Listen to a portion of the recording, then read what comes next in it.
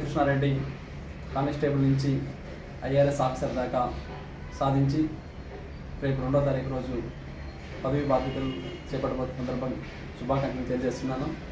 ఇలాగే ప్రతి ఒక్కరు కూడా తమ జీవితాల్లో కష్టాన్ని ఎదిరించి ముందుకు రావాలని చెప్పి ప్రతి ఒక్కరికి కూడా నేను కోరుకుంటున్నాను. ఎందుకంటే తనందరికీ సుపరిచితం ఆంధ్రప్రదేశ్లో ఎంతో సాధించి కష్టపడి విజయాలు సాధించాడు.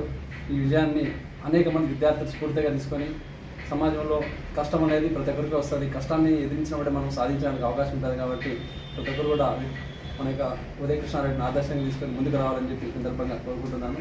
రాబోయే రోజుల్లో మంచి ఫ్యూచర్ ఉండాలని, మంచి భవిష్యత్తుకి వెళ్ళి ఉన్నత ఉద్యోగాలు సాధించాలని చెప్పి సందర్భంగా కోరుకుంటున్నాను.